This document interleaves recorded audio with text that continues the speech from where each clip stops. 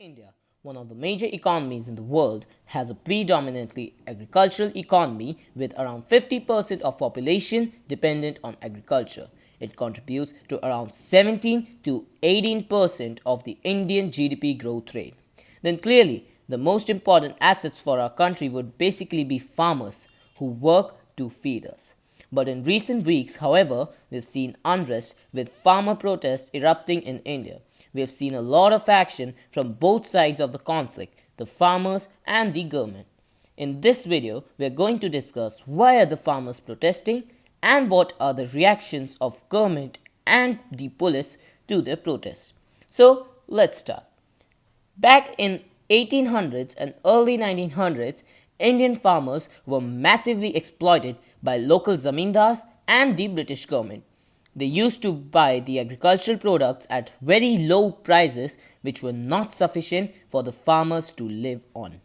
When India gained its independence, the government instituted APMCs or Agricultural Product Market Committees to regulate agriculture in a way that farmers would be compensated fairly. In this system, farmers sold their goods in government regulated markets called mandis where they were guaranteed a minimum support price. It was the place where basically farmers would come and sell their products and traders would have to get license to buy the products from them. This program was deemed highly successful with many experts attributing this policy to the Green Revolution. On September 27, 2020, the Indian government passed 3 bills related to farming in the parliament. The Farmers Produce Trade and Commerce Act, Farmers Agreement on Price Assurance and Farm Services Act, and the Essential Commodities Act. I'm not going to go in detail, but I'm going to give you a quick review of these 3 bills. These bills were basically made to get rid of middleman, the government.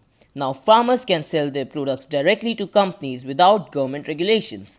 The problems farmers have with these bills are that they feel that these kind of bills would corporatize the agricultural system of India as it would encourage big multinational companies to come and buy products without taxes and thus eventually ending the mandi system. Farmers feel that after a few years the company would exploit them by buying at very low prices because in those 3 bills the government have not given an assurance of minimum support price. These farmers are afraid that without a minimum price guarantee that they got in the mandi system, they will be exploited. The demand of the farmers are, first, to take back the 3 bills passed in the parliament and second, most importantly, guarantee a minimum support price.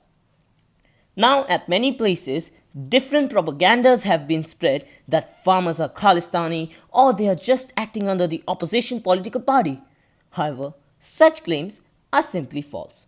These farmers are simply protesting for their rights, as these bills get rid of the mandi system which had guaranteed them minimum support prices.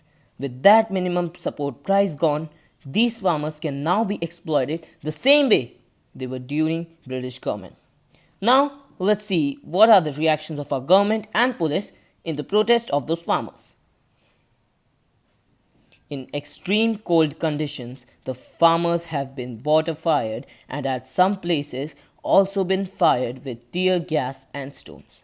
They had been stopped by barricades and been lathi charged by police and not been allowed to just peacefully demonstrate a protest. So this is the reaction of us to those farmers who keep working day and night to feed us. Good job. But now, the government has finally agreed to meet the farmer unions. Around 3 to 4 meetings have happened between the government and farmer unions, but they haven't reached a consequence yet. Let's hope for the best. And hopefully, the government can negotiate for a minimum support price with farmers.